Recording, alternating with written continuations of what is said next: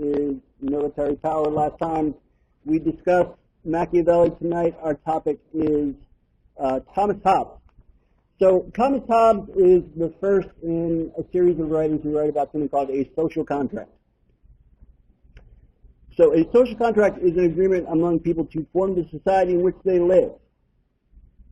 Importantly, this is not a formal agreement that's made in a particular time and place, nor for that matter is it really the kind of agreement that you necessarily are even aware exists. It's more of a kind of after-the-fact imposition on the way societies run. Because societies operate in a particular way, they're said to operate according to a social contract. But there's no literal document, there's no actual moment at which everybody agreed to it, and by and large, you don't actually negotiate the social contract. You're just born into it or you move into it, and really the only way that you can escape it is to leave. Although, depending on the particular social contract theorist about whom you are speaking, there might be the ability to amend it in some way. Second, people's moral and political obligations are contingent on the agreement, and that means that what you are supposed to do with regard to your government is determined by that social contract. And in the same way, what the government is supposed to do with regard to you should be in accordance with that contract.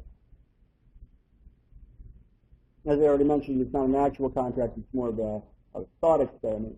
Some form of the idea was put forth by Socrates in his dialogue called Crito. But really the first time that we get the idea of it is in Leviathan, which dates from 1651. So this is Thomas Hobbes. And if you actually, in the book, turn to page 551, the biography here mentions some of these things, in particular that he wrote this 2 years after King Charles I of England had been beheaded by parliamentary forces during the Civil Wars. Central to the conflict had been the question of the source of legitimate power and the limits on the prerogatives of the king. He was writing to defend monarchy, but based on his arguments not on the divine right of kings, but on the nature of human society itself. So we'll talk in a couple of weeks about the divine right of kings and what that is, and how that pertains to the predecessor, the grandfather, in fact, of Charles the grandfather of Charles II, James I.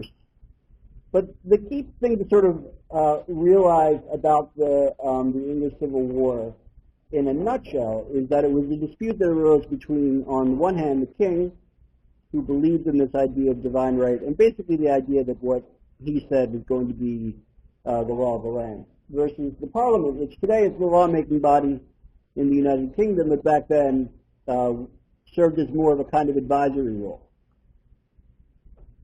And based to a large extent, although not entirely, on religious differences between the king on the one hand, who then and right down to the present day, the monarch in the UK leads the Church of England, the monarch and the Church of England on one side, and the Parliament and Calvinists on the other. And again, it's not terribly important to understand the ideological differences so much as just that there was a difference in where they were drawing their particular basis of power from. Parliament was drawing it from one group, and the king was drawing it from another group. And when those bases of power came into conflict, and the ability to resolve that conflict under other means was not able to be resolved peacefully, then a war broke out. And that war culminated in not just the king being executed, but then in a 12-year period during which there was a republic in England. And it's actually sort of against that republic that Hobbes is writing by and large. So as I noted here, he sided with the royalists, with the monarch, with the king in the Civil War, and then he went into exile when the Republic, when the Commonwealth, as it was called, came into existence. And while there, he was the tutor to the future king, who would be reinstated on the throne in 1660. It's during this period that he wrote Leviathan, and he returned and was favored by then King Charles II, and sort of lived a prosperous life from that point afterwards. A couple of points about the title of the work. Leviathan is a monster that is mentioned in the Old Testament, in the books of Job and Isaiah. It's not clear whether it actually pertains to an actual animal that exists in the world today, or whether it was something that the writers of these books made up. But the key point is why the book is entitled after this monster. And the answer is because Hobbes views government as a monster. But it is better to be ruled by this monster than it is by the alternative, life without government, which he describes as, quote, the life of man, solitary, poor, nasty, brutish, and short. Probably the most famous line from the entire book.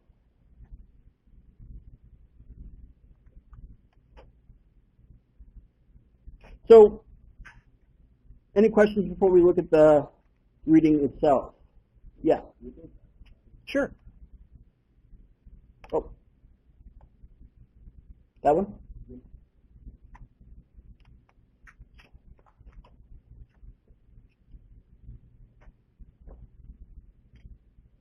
Now, as I mentioned previously, Leviathan was written in English, but it was written in English in the late 17th century or mid-17th century, so the English is not quite the same as it is today. It's closer than Shakespeare by about 50 years, but still not real close.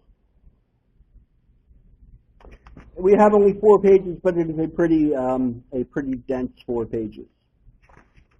So if you turn to 551, here's what Hobbes has to say. Nature hath made men so equal in the faculties of body and mind as that though there be found one man sometimes manifestly stronger in body, or of quicker mind than another, yet when all is reckoned together, the difference between man and man is not so considerable as that one man can thereupon claim to himself any benefit, to which another may not defend as well as he. So the basic argument here is that we are equal.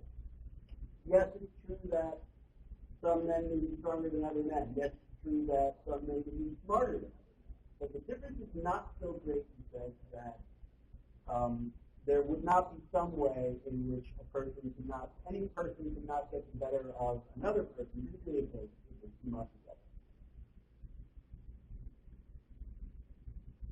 For as to the strength of body, the weakest has strength enough to kill the strongest, either by secret machination or by confederacy with others that are in the same danger with himself. So either he can physically weaker person than another person, you want to defeat that person, all you have to do is either outsmart them or team up with other people using the And he says, as to the faculties of the mind, men are more equal than unequal. There's greater variation in the amount of physical strength than there is in the amount of intellectual strength. Generally speaking, we're all about as smart as one another, with some obvious outliers, but by and large, those differences are not all that great. From this equality of ability arises equality of hope in the achievement of our end. So when Hobbes uses the word end, we're meaning goal. What is it that we're trying to get to, trying to achieve?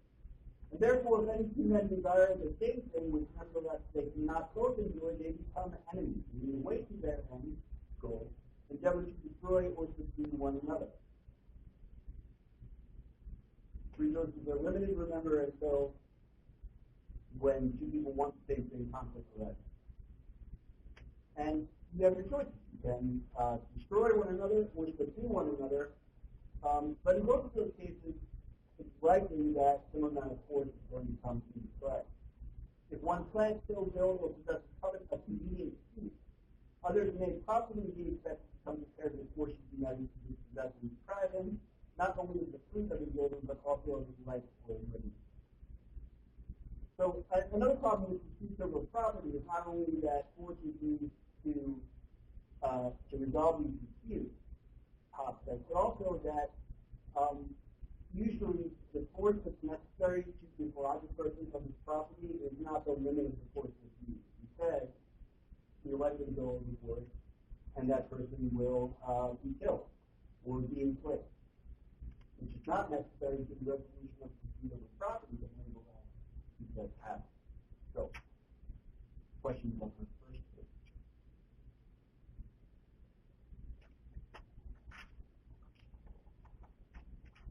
How to fight?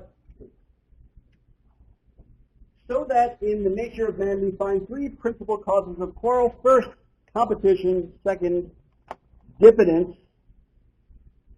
Thirdly, glory. So here are our causes of quarrel laid out in our table here along the top row. Competition, people want the same thing.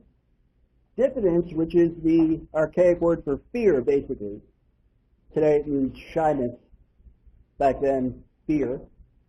And third, glory, renown, a reputation for oneself.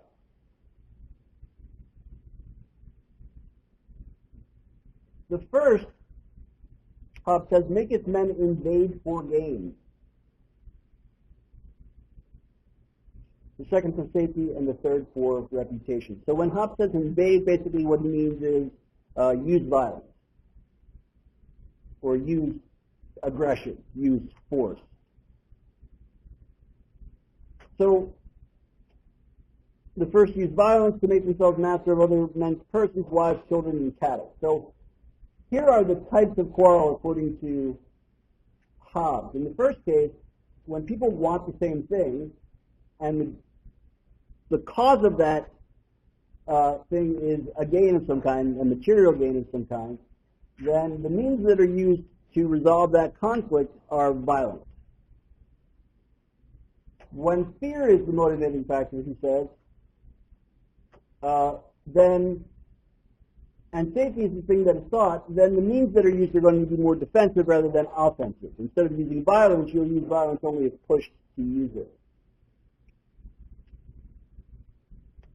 As the third for trifles is a word, a smile, a different opinion, and any other sign of undervalue, either direct in their persons or by reflection in their kindred, their friends, their nation, their profession, or their name. So the third kind of conflict that arises comes over reputation, not wanting the same thing, not being fearful of something, but just, say, being slandered. And to recover one's reputation, the means that are used, he says, are these things called trifles. Again, a word, a smile, a different opinion, and any other sign of undervalue, either direct in their persons or by reflection in their kindred, their friends, their nation, their profession, or their name. So how can you recover a damaged reputation? By convincing people otherwise, by giving them something as a way of changing their opinion, by just offering them a different opinion for that matter.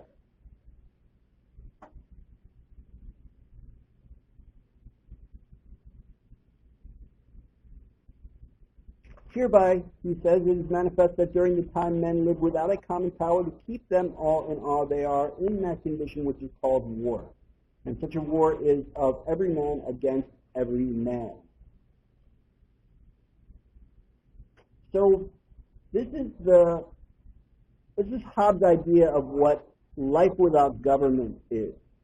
It is a situation, and one of you made reference to it when we talked about in the last class, or in the first class, about why it is that people choose to have government in the first place. And why we, as a process of endowing a government with power, we usually endow it exclusively with the right to use physical violence, to employ military power. And we do that because the result would be, the alternative would be anarchy. It would be everybody fighting against everybody else. And Hobbes says that's true. That is absolutely the way that it would be.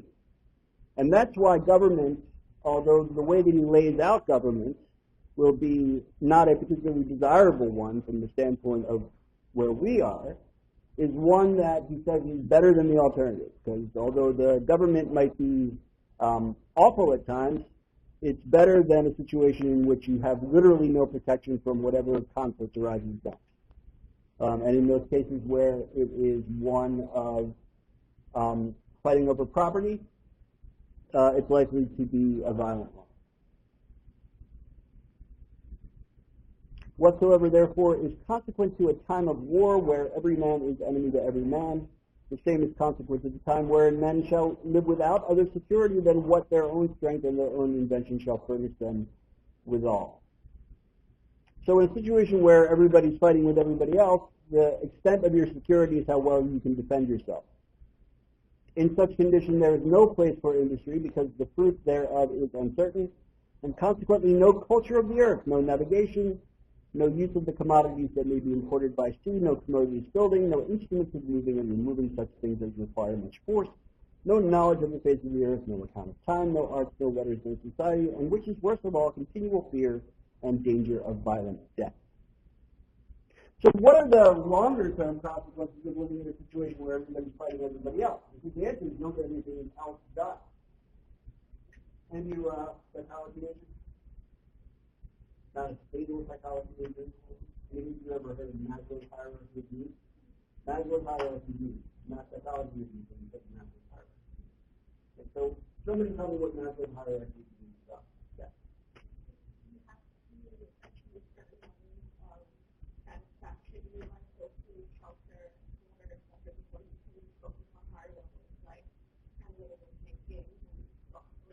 Right. And in fact, things are like individual or even group enjoyment, culture and art and things like that, those things are much further up the hierarchy. And the basic idea is that you don't need basic needs first, you can't need any ancillary needs now. And that's basically the idea of Hobbes laying out here. If you're fighting each other all the time, that's where 100% of your energy is going to go. And as a result, he says, there is no place for industry. So there's no place for doing business, nor culture of the earth, which is to say farming, navigation, sailing, or use of commodities that may be imported by sea, so trade, no commodities building, no instruments of moving and removing such things as require much force. So you're not going to be able to do something like build Stonehenge, because the ability to cooperate with one another is going to be significantly diminished by your inability to cooperate with your fighting over everything and your self-style. That's by the way, the example of Stonehenge actually kind of undercuts the basic thesis, right? I mean, the idea that people living 5,000 years ago were able to move these gigantic stones without any advanced engineering, that has to do with the idea that people have to cooperate with each other in the absence of a strong government, which is not at that time happening. So, an important point to remember, this is a side note, although one that I'm certain I will use, is that just because you study these guys doesn't mean that their ideas were right. It means rather that they formed an important precedent upon which other people can later build. No knowledge of the face of the earth, and then no account of time, so no history, no art, no letters, no society, and continual fear, the life of man solitary, poor, nasty, brutish, and short. The passions that imply mental peace are fear of death, desire of such things that are necessary to promote living, and a hope by their individual a kingdom, and reason suggest that convenient articles of peace upon which men may draw unity. So despite the fact that without government we fight one another constantly, we nevertheless don't desire that as being the case. Our hearts are desirous of living in peace. We are inclined toward not wanting to die, but we fear death. And as a result, we hope that we can have a better life, but we try instead, because we are limited in our individual ability to accomplish these things. Reason suggests that we need our peace.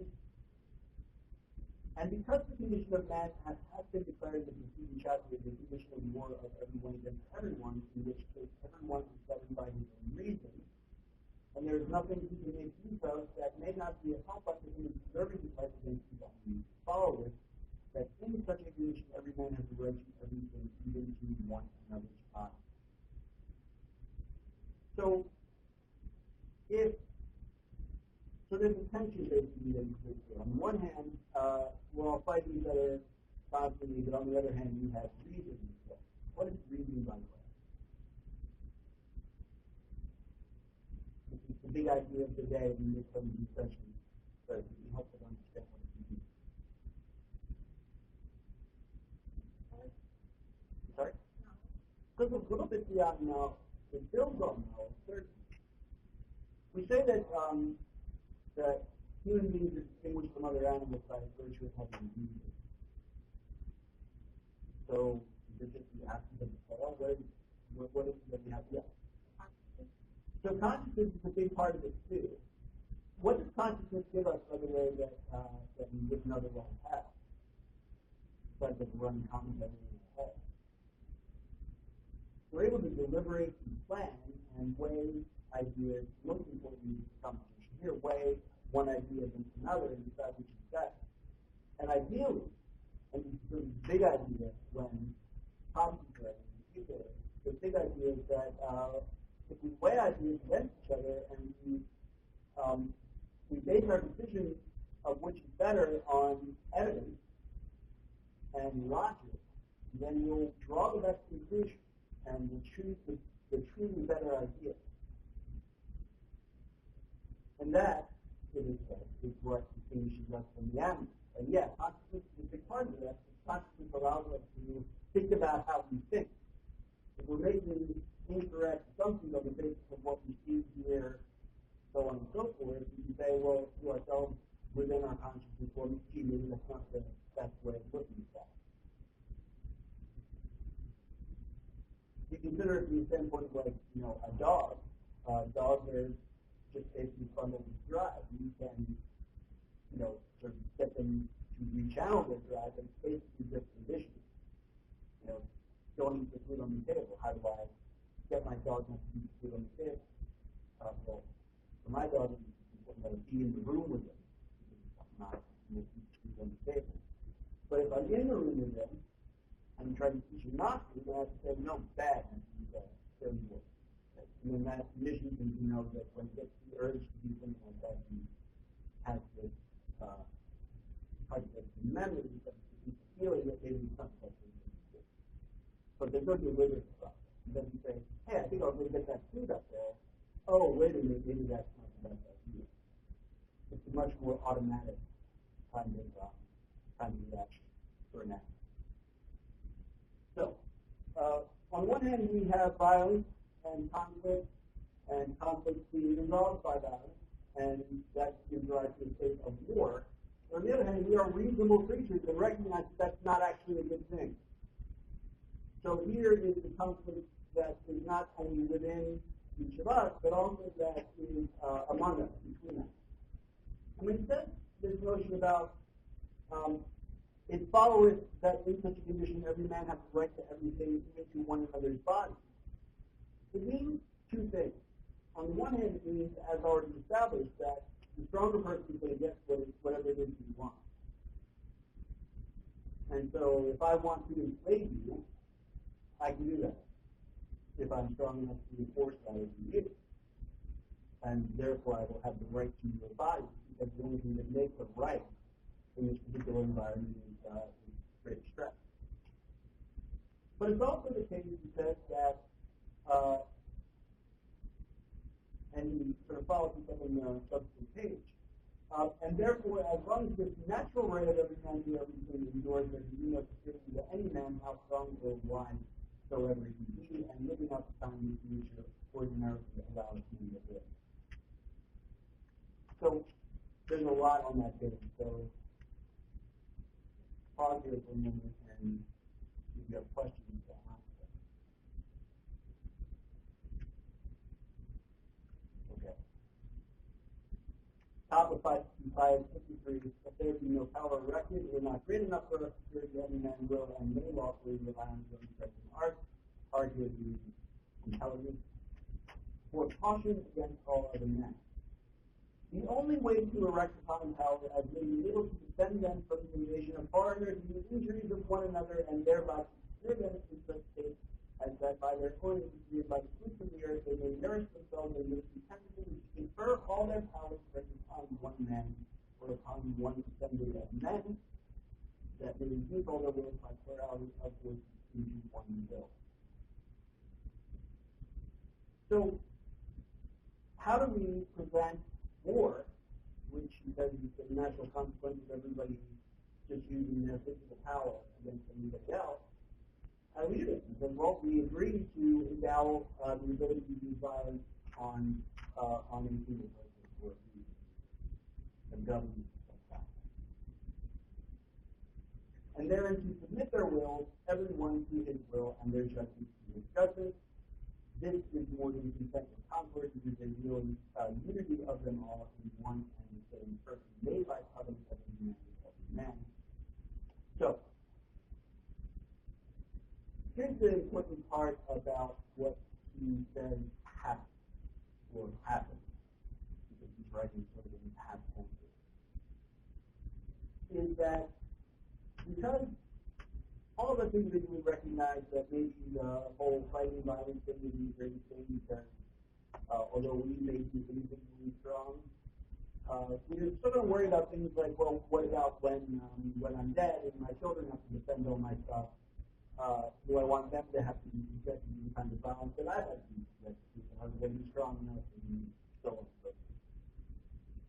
It's just because we all recognize the situation that we're in, and everybody recognizes by virtue of that reason that it's not the best situation to be in, then we will all recognize that it's necessary and proper and better for us all to give this power over to somebody else. And notice, by the way, he says to protect us against foreigners and to protect us against the injuries of one another and thereby the security of the state. So the person or people to whom he would give this power, he says, have two responsibilities: protect us from each other, as well as then to protect our borders from attack by a foreign power. That's important because what comes after this in terms of theorizing about government is going to take that as a given as the bare minimum things that a government should be able to do. If the government can't defend its borders and the government can't defend people from killing each other, prevent people from killing each other by resolving those disputes with its own force, either physical force or the political force that derives from the fact that it was endowed with that power, then it fails as a government.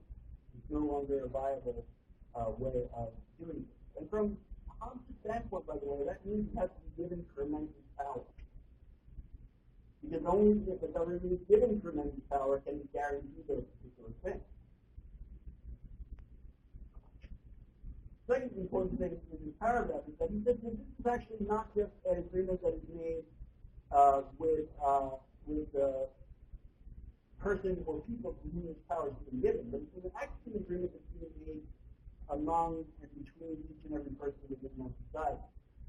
And he says that the oath in which we give one another is in such a manner that they should say, in italic text in the middle of page 553, I authorize you to give up my right of governing myself to this man or to this assembly of men on this condition that thou give up thy right to him and authorize all his actions in like manner. I give up my right to enforce my property rights against you using violence, or to protect my home and family from you using violence, only because you do as well. The contract only works if everybody signs up for it, which doesn't mean that people won't break it, but it means that there has to be an overwhelming groundswell of support for it. Otherwise, it doesn't work. And if there is a sort of a renegade acting against that common idea, then again, the government has to be sufficiently powerful to put that down, which the overwhelming force and the ability to use that force to use it. This done, the multitude so united in one person is called a commonwealth. For by this authority given him by every particular man in the commonwealth, and hath the use of so much power and strength conferred on him, that by terror thereof he is able to form the will of them all to keep at home in mutual aid one to another. So, first of all, what does the name of commonwealth convey? What is a commonwealth? Clue, you live in a commonwealth. And by that I mean the state of Pennsylvania is a commonwealth, as are the states of Virginia and Massachusetts are commonwealths. What is a commonwealth? What does the name a commonwealth denote? Yes. Not just the same rights, but the same, you derive the same benefits from it, right? So common just basically meaning everybody having the same, and wealth here meaning not like monetary wealth, but rather like just benefit in a general sense. Everybody benefits equally in a commonwealth.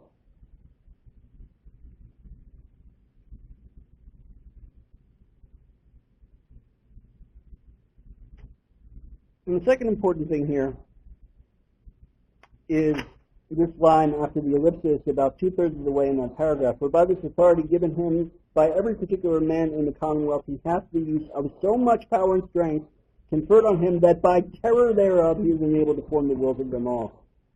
So that's the line wherein Hobbes is basically saying, yeah, this is the overwhelming force that this person or group of people can use if and when necessary. And it follows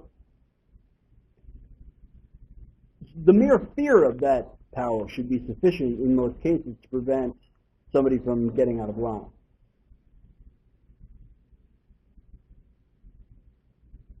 And in him consisted the essence of the commonwealth, which to define it is, italics again, one person of whose acts a great multitude, by mutual covenants one with another, have made themselves every one the author, to the end he may use the strength and means of them all, as he shall think expedient for their peace and common defense.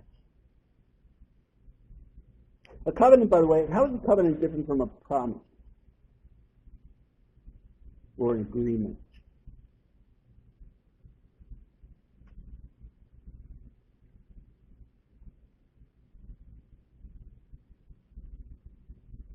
Yeah. It definitely does. So it's important that where we see this and where Hobbes certainly saw it, and therefore what he's referring to undoubtedly is this idea that comes in the Old Testament of the covenant that exists between the Israelites and God. Right? And this covenant takes multiple forms, but the earliest covenant that appears in the Bible is in the Noah story. Right? So in the Noah story, right, there's rain 40 days and 40 nights, and Noah and his wife and his 3 kids and their wives, and then 2 of every animal, or depending on how you read it, 7 of clean animals and 2 of unclean animals all get to the great big boat, and they're out there for 40 days and 40 nights. And then at the end of that 40 days and 40 nights, after Moses sends out a couple of birds, one comes back with the olive leaf, they land on the mountain, they go out and they repopulate the earth, right? A totally and completely true story. So, my question to you is this. Well, one final point, which is that when they land, the covenant is expressed by God in the form of a rainbow, right? God shows to Moses the rainbow, and God makes a promise to Noah, rather. He says, I will never again destroy the earth with a flood. But there's another part of that agreement. The other part of that agreement is that Noah and his children are under the promise that they will conduct themselves in a particular set of behaviors.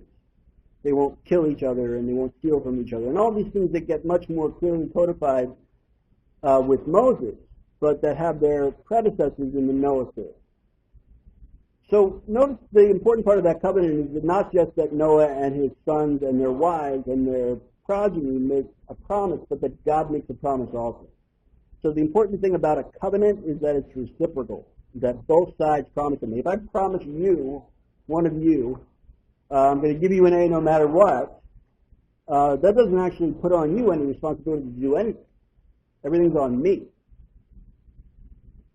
But if I say, do this for me and I'll do that for you, that's more of a mutual agreement thing. It doesn't necessarily make it a covenant because, as I already pointed out, a covenant has religious connotations as well. For Locke, that's not necessarily a purely religious thing so much as that he's elevating the idea of government to something religious. To say basically that not just the power that we endow government with to use to prevent violence, settle disputes, so on and so forth, that it has that kind of force that a religious authority would have, but also that our vow to each other that we will defer to this great power that we've endowed is equally sacred and thus equally binding. And he that carries this person is called sovereign and is said to have sovereign power, and everyone besides his subject. So we'll talk about this in a minute, but this is the big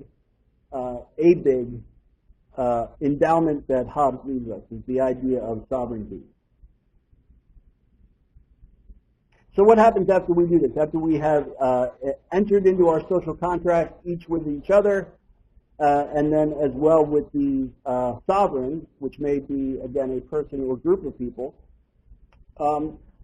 once this agreement is made, once this social contract has been enacted, then what happens? Well, he says, well, they that have already instituted a commonwealth, being thereby bound by covenant, cannot lawfully make a new covenant amongst themselves to be obedient to any other in anything whatsoever without his permission, and therefore they that are subject to a monarch cannot without his leave pass off monarchy, and return the confusion of existing multitudes, nor transfer their person from him that beareth it to another man or other assembly of men, for they are bound every man to acknowledge that he that already is their sovereign shall do and judge fitly be done, so that those who do not obey great covenant men to that man which is to be judged. Which is a wrong way of saying that this is the deal, and you don't get to break it. He hopes to have made the case clearly enough that the situation without having a sovereign that is endowed with this tremendous amount of power, the deal actually for you is so good that you really ought not consider doing it otherwise. And so you don't get to choose a different sovereign than the one that you find yourself with. You don't get to choose a different kind of government for that matter. If your social contract is detailed the institution of a monarchy, then you stick with that monarchy. And if you don't like the king, that's too bad. How far does that go? Well, it says, and they have also every man given the sovereignty to him that beareth their person, and therefore if they depose him, they take from him that which is his own, and so then he is justice. And whereas some men have pretended for their disobedience to their sovereignty, covenant made not with him but with God, which also is unjust. So he wants to be clear that that this injustice is really sort of goes one way, which is to say that what the sovereign does goes and can't be unjust by virtue of basically the fact that the sovereign does it is just because of the underlying agreement, the underlying social contract that is there and in effect. What's unjust, he says, is the you question that. Now, that is a big thing for us to kind of consider because we're enamored with the idea that we don't put sovereignty that we have, and we still very much attach ourselves to the idea of sovereignty. It's just that we do it in a democratic sense rather than in an authoritarian sense, an absolute sense. And so we don't view the sovereignty being above the law. It's not that Hobbes sees the sovereignty as being above the law, it's that Hobbes sees the sovereignty as being the law itself, and therefore it can't be above the law because it is the law. Yes?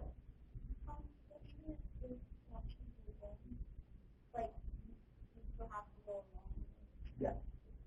because the alternative will be close. Yeah.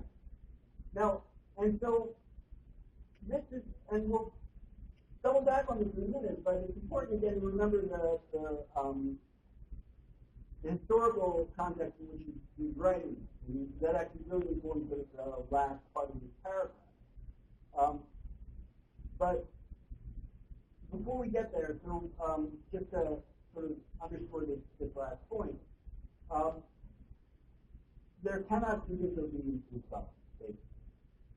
And so this is absolutely ruled by government. And the argument is not, again, that it's necessarily better for you on a day-to-day basis. It's better for you than what the alternative might be, or what he wants to assure us the alternative is.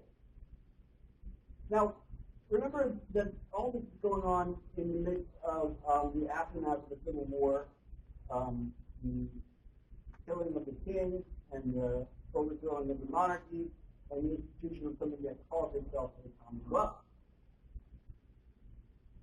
And so the question that is raised is, well, what is he talking about? I mean, clearly you can overthrow a monarchy. Clearly you can institute a Commonwealth that doesn't actually resemble the one that he describes here. So what's he getting at? Why is it that he is so convinced that what he's saying here is correct, and what has been going on at this point for the last 2 years in England is not? And so when he writes this bit, and whereas some men have pretended for their disobedience to their sovereign to new covenant made not with men but with God, this also is unjust, for there is no covenant with God but by mediation of somebody that represents God's person. So remember that the dispute that arises between the king and the parliament in England during the Civil War and subsequent revolution is the religious one, at least in part, the religious one in its foundation. Right? With the king on the one hand representing the Church of England, and with the parliament on the other hand representing the House. And as we said before, the particulars of the ideological or theological dispute are not particularly important in this one perception. And that is that the Church of England, the Anglican Church, or as we call it in the Episcopalian Church, is a church that has a dual leader. Right? And that leader is the monarch of England. That's the case right down to the very day. It's not different. The Archbishop of Canterbury, below the Queen today, serves as the Queen's pleasure. Less so now than it was 30 years ago, but nevertheless, it is the case. And in that way, it is very similar to the way that it's done in the Catholic Church, except that the monarch and the leader of the church is the same person as the Catholic Church. Pope. So, what Catholics believe about the role of priests in the church is an important one to understand to fully understand what he's talking about here. And that is that Catholics don't believe that you can get right with God on your own. You can pray, you can do that on your own, but you can't be forgiven of sin without you can't get communion, be baptized. Actually, you actually can. One individual Catholic can baptize another Catholic. That's actually one from the book. You can't do communion. You can't give last rites in the church. A priest has to marry you. All the sacraments in the church with very small exceptions to be done by. And that's by design. It's the idea that the priest is in an elevated position between God up here and you down here, priest is someplace in the middle. And in the Anglican Church, in the Episcopalian Church, that he believes to a king. One big, I should say, innovation that came with the Protestant Reformation, which is very much in place with the Calvinists, with the idea of what's called a congregational polity, which just basically means that everybody's pretty much on the same level. And that rather than there being a hierarchy with a big guy on top, and then bishops and a slightly larger number under him, and then priests under the bishop, and folks in bigger numbers than that, and then following the faithful at the bottom. Instead, in a congregational church, it's everybody and God up here, and you can talk to God and you need to be forgiven by God, and a minister might be a facilitator, but it's not a necessary part of that relationship. And so to bring that all back to the historical context, the Calvinists and the Parliaments believe that it's okay to get rid of the king because the church, as it's constituted at that point, is wrong. I believe that a hierarchy needs to exist between you and God. You can make your agreements direct and put a mediator in that for you. And so from their standpoint, if we believe he has divine right, he doesn't, from their standpoint. He's the head of the church. He's not, and so that doesn't matter either. If you potentially wrong, you can remove them from power, you can get rid of it. That goes out of what Hobbes is written here. Now, as I pointed out earlier, Hobbes was not just a royalist and person exciting to think, but he also was a believer in the Church of England. And therefore, from his standpoint, yeah, he did need that mediation between yourself and God. And the priest was necessary, and the head of the church was necessary. So he's speaking very specifically about the situation in England at that point in his paragraph. He's saying, well, they believe that a new covenant has been made not with them but with God, but is also unjust, for there is no covenant with God, not by mediation of somebody that represents God's person, which none but God intended to have sovereignty under God. It's just a very arcane English way of saying, you don't make covenants directly with God. You need an intermediary, and that's what's wrong. One of the things that's wrong is what's going on in right now. Of this is that in writing Leviathan during this historical context, he's saying that it might not have come to a point 2 years after they've gotten rid of the king and instituted their idea of a commonwealth. It's not yet degenerated into the world war against all, where the rights of man is virtually short, but it'll get there. And so be reminded that the entire reason, and in fact, far less important for how the religious reasons than the basic idea that you have two alternatives and nothing in between. You've got an all-powerful government that has an exclusive monopoly on violence, or you have the world war against all. And they might not know it yet, but that's where they're headed. I'm suggesting, I think, suggesting that, in fact, before them is the right way. But these pretense of covenants with God is so evidently lying, even if it's under unconsciously, that it is not only an act of an unjust, but also of a vile and unmanly disposition.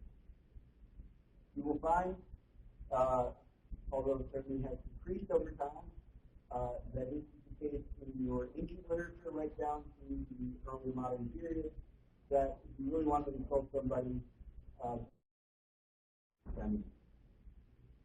so unmanly, that's as well as put the United States.